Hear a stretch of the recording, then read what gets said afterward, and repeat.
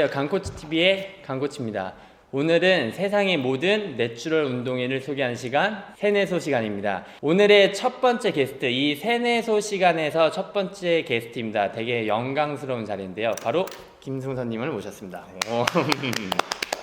박수 한번 하시죠. 간단한 자기소개 한번 부탁드려요. 네, 안녕하세요. 저는 이제 천안에서 트레이너로 근무하고 있는 김승훈이라고 합니다. 네.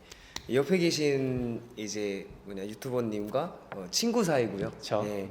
그 이제 추구하고자 하는 방향이 같고 이제 좀 마음이 맞는 친구라서 자주 보지는 못하지만 그래도 친하게 지내고 있는 저희가 한 23? 그죠? 23. 6, 7년 전부터 술자리에서 이번 연도 시즌 성적이 굉장히 좋으셨어요. 그렇죠? 어떤 대회를 나가셨고 대회 성적이 어땠는지 간단하게만 말씀해 주실 수 있어요? 제가 이제 대회 참가하는 거는 이제 2년 차예요. 그래서 많지는 그 이제 구력이 높다고는 할 수 없는데 이번 연도 같은 경우에는 이제 뭐 피트니스 스타, 그다음에 대보협 대회, 그다음에 그 ICN, WNC 이런 내추럴 대회를 좀 중점적으로 많이 나갔고 다 1위를. 오. 내추럴 대회 비중이 좀 많았는데 좀 네. 특별한 이유가 있을까요? 이제 내추럴이라는 거에 대한 어느 정도 자부심도 있고요. 이제 거기에서 나오는 선수들이랑 좀 많이 소통을 좀 하고 싶었어요. 네. 저뿐만이 아니라 이제 약물을 사용하지 않는 내추럴 선수분들이 굉장히 많이 있고 그 수많은 노력을 통해서 이제 무대에 올라갔을 때 그런 그런 그 영광스러운 기분 때문에 이제 대회를 참가하고 이제 본업이 뭐 트레이너가 아니더라도 이제 그런 자기 발전적인 부분을 통해서 이제 대회에 참가하는 선수들과도 교류를 많이 하고 싶었고 개인적으로도 좀 내가 어느 정도 되는지 또 내가 무대에 올라갔을 때 인정받을 수 있는 몸인지 아니면 내 노력에 대한 값어치를 솔직히 말해서 객관적인 잣대를 비교해 놓고 봐서 평가받고 싶었어요. 그 가장 마지막에 나갔던 대회가 호주에 있었던 네, ICN. ICN. 네. 그거는 세계 대회인가요? 네, 국제 대회죠. 이제 ICN 같은 경우에는 우리나라에서 큰 이제 내추럴 대회 중에 하나고요. 거기에서 이제 좋은 기회가 돼가지고 참여를 하게 됐어요. 그럼 그 대회를 나가기 위해서 뭐 갖춰야 될 조건이나 아니면 나갔다 오는데 뭐 비용은 얼마나 드는지? ICN 같은 경우에는 국제대회 참가하게 되는 조건은 ICN 국내 대회에서 몇 위, 뭐 3위, 뭐 1위 뭐 안에 입상 경력이 이제 있으면은 가능하고 비용 같은 경우에는 그 뭐 비행기 비용이랑 항공 비용이랑 숙박이랑 뭐 대회 참가 비용을 포함해가지고 어느 정도 일정 부분의 비용을 이제 선수가 지불을 해서 통합적으로 가는 경우도 있고 네. 일체에 대한 비용을 다 이제 협회에서 지불해주는 경우도 있어요. 네. 그럼 그 경우의 차이는 혹시 어떻게 나오는지? 그거는 저도 잘 모르겠고 저는 좀 어느 정도 제가 이제 사비로 좀 투자한 부분이 그 호주의 그런 내추럴을 바라보는 시선이나 이런 대회 분위기, 피트니스 문화 같은 게 뭐 우리나라랑 좀 다른 점이 있다라고 하면? 여기서 제가 엄청 놀랬어요. 그 저희 피트니스 대회를 나가면은 본인들 펌핑하기 바쁘고 이제 좀 많이 긴장해 있고 내가 막 이렇게 보여줘야겠다 이러는 게 좀 있거든요. 근데 호주 같은 경우나 해외 경우 대회 같은 경우 제가 한 번 출전한 건데도 뭔가 그런 게 있어요. 개방적이고 되게 즐기는 문화. 막 포징에 대한 기본적인 이해는 필요하지만 그런 거에 대해서 되게 자유로워. 오히려 이렇게 인상 쓰는 거 있잖아요. 막 이렇게 하잖아요. 그런 감점 일 수가 있을 것 같아요. 잘은 모르는데 제가 딱 가가지고 느낀 게 너나 나나 그냥 서로 막 칭찬해주고 뭐 우리 대회도 물론 그렇게 해주지만 즐기는 문화인 것 같아요. 훨씬 더 즐기는 약간 경쟁에서 벗어나서 네, 많이 벗어나가지고 즐기고 막 꼴등해도 그냥 좋은 거예요. 그냥 그 같이 참가한다는 자체가 좋고 나는 이 문화를 좀 즐기는 느낌이 좀 있는 것 같아요. 대회는 지금 2년 차 정도 되셨는데 그러면 운동 경력도 2년이지는 않으시잖아요. 그쵸. 운동 경력은 혹시 어느 정도나 되셨는지? 운동은 어렸을 때부터 뭐 웨이트를 한 건 아니지만 제가 체육학과 출신이다 보니까 꾸준하게 이제 운동을 좀 해왔고, 웨이트 같은 경우에는 20살 이제 군대에 들어가서 선임한테 벤치프레스부터 시작해가지고 스쿼트 이런 걸로 시작을 했고, 학교에서 선배님들한테나 이제 동기들한테나 같이 운동을 통해서 이런 거에 대한 매력을 느껴서 제대로 한 건 한 23살 4살 때부터인 것 같아요. 그러면 이것도 한 6, 7년 정도? 네, 한 그 정도 된 것 같아요. 그 지금 요번에 나갔다 오신 종목이 스포츠 모델. 네. 스포츠 모델을 심사하실 때 할 때 어떤 것들 좀 많이 보고 내가 어떤 것들을 좀 준비하면 그런 스포츠 모델로 나갔을 때 그런 장점들을 가져갈 수 있는지, 좀 자기만의 뭐 생각하는 기준이나 이런 것들이 있다면. 이게 사실 스포츠 모델이 어떻게 보면은 이 종목이 나눈 지 그 길진 않지만 입문 그 대회 아, 입문할 맞아, 때 맞아. 기준이 스포츠 모델이에요, 그죠? 저도 그 보디빌딩을 원래 좋아하긴 하지만 엄두가 안 나요. 엄두가 안 네. 나요. 못 비비니까 이 맞아요. 스포츠 모델로 내려온 거 맞아요. 같아요. 그래서 그런 게 좀 있어요. 근데 그것도 어떻게 보면은 내가 이제 운동을 하는데 대회를 참가해서 좋은 성적을 받기 위한 그게 될 수 있을지 몰라도 자기가 종목에 대한 이해라든지 내 장점이 뭔지 좀 알고 가야 되는 것 같아요. 그러니까 스포츠 모델 같은 경우에는 근육의 사이즈를 보긴 한다만 크게 보진 않는 것 같아요. 예를 들어서 뭐 선이라든지 균형미라든지 도형미라든지 포징이라든지 시선이라든지 뭐 자연스러움 이런 거를 좀 많이 보는 스포츠 모델이라는 거를 준비해야겠다 하면은 몸도 몸이지만 내가 이 몸을 표현하기 위해서 연출할 수 있는 자기만의 맞아. 포징이 좀 중요한 것 같아요. 저도 그 스포츠 모델을 생각할 때 몸은 당연히 바디빌딩 대회니까 깔고 가야 되는 거고, 포징이 정말 중요하다고 생각을 하는데, 포징 같은 건 뭐 따로 레슨을 받나요? 아니면 어떤 식으로 포징을 만드시나요? 저 같은 경우에는 레슨 받은 적은 없고 이제 혼자서 삼각대 갔다가 아, 좀 많이 연습을 했어요. 그래서 첫 대회 때 포징 좀 나름 많이 못했는데 일단 너무 떨려요. 그래서 막 앞에 막 심사위원님들도 안 보이고 막 관중도 안 보이고 막 손 막 이렇게 떨고 막 했던 기억이 있어요. 근데 그거를 통해서 내가 첫 번째 대회를 이제 영상을 남기잖아요. 그걸 계속 보는 거예요. 그걸 계속 보고 맞아. 그 다음에 이제 잘하는 선수분들 있잖아요. 스포츠 모델 선수분들 보고 비교해서 삼각대 세워놓고 해보고, 내가 이제 거울을 보는 거랑 렌즈에 비친 내 모습이랑 너무 정말, 다르기 정말 때문에 달라요. 그래서 그 연습을 많이 했던 것 같아요. 삼각대 세우고. 스포츠 모델 준비하신 분들은 삼각대를 꼭 하시는 걸로. 운동을 하다 보면 이런 내추럴 분들이 가장 고민하는 것 중에 하나가 사이즈 욕심이지 않을까 싶어요. 저도 마찬가지고 옆에 계신 김승우 선수도 마찬가지일 것 같은데, 약물에 대한 유혹을 굉장히 많이 받을 수밖에 없어요. 근데 지금까지 계속 내추럴 운동을 하고 계시는데 선수님의 생각은 어떠신지? 내추럴로 지금까지 운동을 해왔고 앞으로도 내추럴 운동을 하실 건데, 거기에 따른 그 지향하는 이유가 있을까요, 따로? 사실 옆에 제 친구도 내추럴, 진짜 뼛속까지 내추럴. 저도 이제 뼛속까지 내추럴인데, 저희 같은 사람들은 비시즌에 후덕하거나 아니면은 시즌 때는 솔직히 옷 입잖아요. 그러면은 거의 뭐 난민이에요. 진짜 사이즈를 나팔나팔 막 너플너플거리고 약간 회원님들한테 조금 트레이너 맞아? 쓴소리 듣고 이런데, 지향하는 이유가 이제 분명하게 있어야 되는 것 같아. 내추럴을 지향하는 이유가 내가 사이즈적인 측면도 측면이지만 어떻게 보면은 이것도 자연스러움 중에 하나인 것 같아요. 이거는 솔직히 내가 가지고 있는 근육량을 갖고 있으면서 커팅을 하는 것도 힘든데 더 키우기라는 어렵고. 질문이 뭐였죠? 그래서 이제 내추럴로 운동을 하는 이유는 제가 운동을 시작하게 된 계기랑도 좀 관련이 있는 것 같아요. 멋있어요. 몸 좋은 사람들 보면은 되게 멋있잖아요. 그 사람들을 동경해왔고, 뭐 그 사람들이 뭐 내추럴인지 약물러인지는 몰라요. 근데 이제 그냥 너무 멋있어요, 그 사람이. 그래서 웨이트라는 걸 시작을 했는데 하면서 내가 몸이 좋아지는 걸 느껴지고 근육이 커지는 걸 느껴지면서 더 재미를 느꼈어요. 근데 대회를 이제 딱 준비하려고 마음 먹었을 때부터는 이제 그런 것들이 보이는 거예요. 아, 이게 대회 준비하기 위해선 내 노력만으로도 할 수 없는 게 또 있는 거구나. 그래서 처음에 대회 준비하기 전에는 이걸 해야 되는 줄 알았어요. 약을 해야 입상을 할 수 있고 뭘 할 수 있고. 그래서 근데 또 저는 이제 겁이 많아가지고 못해요, 그런 거를. 감수해야 되는 부분이 있잖아요. 솔직히 의사 선생님들도 잘 모르는 것 같아요.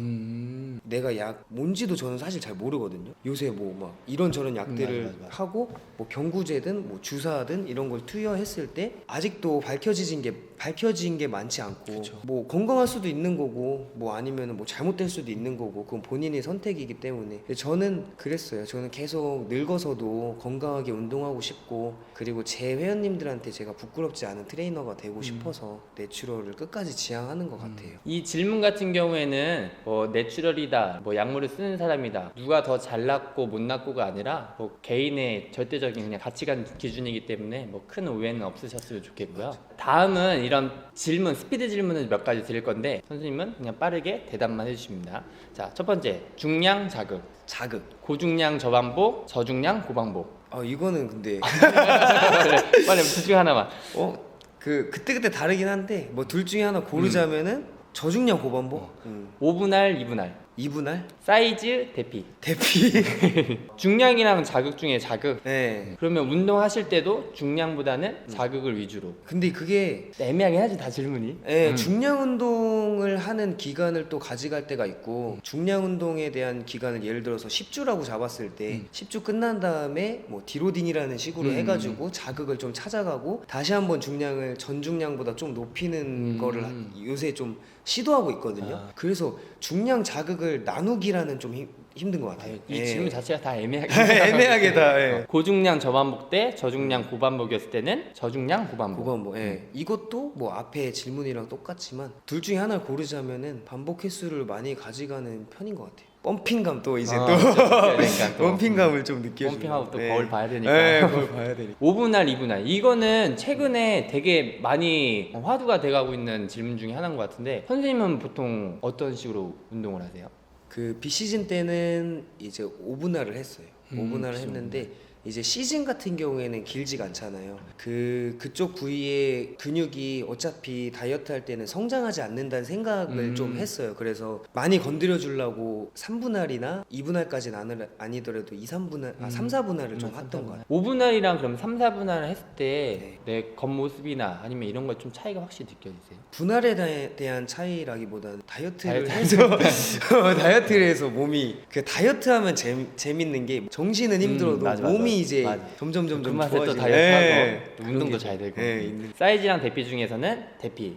물론 사이즈도 많이 가져가고 그치. 싶지만 사이즈를 키우는 거에 대한 거는 기간을 좀 많이 둬야 된다고 생각해요. 데피니션이나 퍼레이션 이런 부분은 기간을 그렇게 길게 안 잡아도 내 절제력이나 그런 다이어트의 강도를 통해서 좀 빠른 시간 안에 보여줄 수 있다고 생각을 해서 대피가 좀 선택을 하자면 대피 쪽이고 사이즈는 물론 좀 장기적인 거를 바라보고 좀 오래 지속해서 구력을 많이 가져가야 된다고 생각해요. 그 내추럴로 운동하신 분은 특히나 또 대피가 더 중요하다고 생각해요. 사이즈는 사실상 또 거기서 거기거든요. 한계가 있어요. 특출을 하신 분들 아니라고 하면 다 거기서 거기 때문에 다이어트를 좀 신경 써서 하시면 내 성적에서 좋은 일상을 하지 않을까 생각이 됩니다. 요즘은 운동할 때 거의 뭐 인사말처럼 하는 게 있어요. 3대 중량이 어떻게 되시고 3대 중량이 어떻게 되시고 3대 중량이요? 얼마 안 나오네. 굳이 따지자면은 한 380? 그 정도 되는 것 같아요. 400 언저리? 그 정도 되는 것 같아요. 평상시에도 3대 운동을 좀 비중 있게 하시는 편이세요? 기본적으로 깔고 들어가는데 저 같은 경우에는 허리가 안 좋아요. 어렸을 때부터 좀 워낙에 안 좋았고 근데 허리 안 좋아서 운동을 시작하게 된 계기도 있거든요. 그래서 데드리프트를 안 해요 요새는. 그리고 스쿼트도 막 보조받아서 하는 스쿼트 중량 스쿼트를 안 해요. 근데 이거는 이제 제 개인적인 적이에요. 그래서 3대 운동이 이제 필수다 이거는 또 아닌 것 같아요. 그래서 저 같은 경우에는 데드리프트를 안 하는 대신에 그거를 보조해 줄 수 있는 운동들을 좀 더 다양하게 좀 많이 하는 편이에요. 또 데드 안 한 지 한 6개월 이상 된 거예요. 어떻게 한지도 몰라요. 제가 데드리프트 자세가 무너지지도 않았는데 다쳤어요. 그랬는데도 그날은 괜찮았는데 다음날 못 일어났어. 그 다음부터 데드리프트 안 해요. 이 3대 중량이 이 보디빌딩 하는데도 좀 어느 정도 영향이 있다고 생각을 하세요? 네. 생각은 해요. 근데 내가 만약에 그건 이제 능력에 따라서 이게 다르다고 생각해요. 만약에 내가 데드리프트를 뭐 부상 없이 뭐 80kg, 200kg를 뭐 3RM 뭐 이렇게 할 수 있어요. 그러면은 필요하다고 생각해요. 근데 데드리프트를 했는데 다음날 허리가 아파. 아니면은 진짜 자세가 무너지지도 않았고 옆에 트레이너가 괜찮다고 했는데도 뭔가 다음날 좀 근육통이라기보다는 통증이 있어요. 그러면은 그거는 그냥 믿고 걸으셔도 될 것 같아요. 왜냐면 보조해줄 수 있는 운동은 무궁무진하기 때문에. 운동은 무조건 안전한 게 안전하게 최고입니다. 하는 게. 비시즌이랑 시즌이랑 혹시 뭐 운동법에 대한 차이나 아니면 뭐 식단에 대한 차이가 당연히 있을 거고, 보통은 비시즌, 시즌 운동법이랑 식단이랑 좀 어떻게 차이가 나죠? 이것도 중량 운동이랑 좀 비슷한데 비시즌이랑 시즌 같은 경우에는 개수 위주, 시즌 같은 경우는 자극 위주 뭐 이렇게 하는 편이고, 비시즌 같은 경우에는 좀 중량을 좀 많이 해보려고 이제 노력을 하는 거고, 이번 대회를 통해서 이제 여러 가지 이제 다른 선수님들이나 좀 프로님들에 대한 그런 얘기를 많이 듣고 피드백을 많이 받아가지고 비시즌 때 좀 벌크업을 하더라도 좀 계획 있게 운동 루틴이라든지 식단이라든지 이런 걸 가져가려고 해요. 근데 지금 대회 끝난 지 한 이제 3주 차에 들어갔는데 일단 다음 주부터 이제 그렇게 하려고 이게 보상 심리 때문에 막 먹었습니다. 막 먹고 운동도 그냥 저중량으로 해가지고 이제 좀 계획성 있게 좀 해보려고 합니다. 시즌이랑 비시즌이랑 운동도 운동인데 영양이 정말 중요하다고 생각을 하잖아요. 맞아요. 그렇죠? 영양은 뭐 비시즌 때랑 어떻게, 시즌 때는 어떻게? 영양 같은 경우에 비시즌 때는 탄수화물을 조금 어느 정도 조절한 상태에서 지방으로 좀 하는 편이에요. 저는. 예를 들어 하면 그 뭐 아몬드가 있고 캐슈넛이 있고 올리브 오일이 있고 막 이렇게 있잖아요. 그런 걸로 좀 조절을 했어요. 근데 탄수화물 같은 경우도 올리고 내리고를 많이 했는데, 그렇게 이제 식단에 대한 그런 거를 좀 많이 좀 주차별로 그 제 몸 상태를 보면서 많이 했던 것 같고, 비시즌 때 같은 경우에는 탄수화물을 좀 더 중요성을 두고 했던 것 같아요. 그때는 단백질을 어느 정도 일정량을 두고 탄수화물을 올리고 내리고를 통해서 인슐린 저항성 그거를 좀 많이 끌어내려고 좀 공부를 좀 많이 하면서 하려고 합니다. 저는 비시즌 때 그냥 막 먹는데. 그래도 계획이 계획만 일단 세워놨습니다. 시즌 때는 그러면 보통 막 이런 거 있잖아요. 탄수화물량은 내 체중이 얼마를 먹고 단백질은 내 체중이 얼마를 먹고, 이걸 딱히 정해서 이렇게 돼요. 시즌 때는 그렇게 해요. 예를 들어서 지금도 적어놨는데 제가 뭐 예를 들어서 뭐 탄단지 뭐 40, 뭐 20 비율?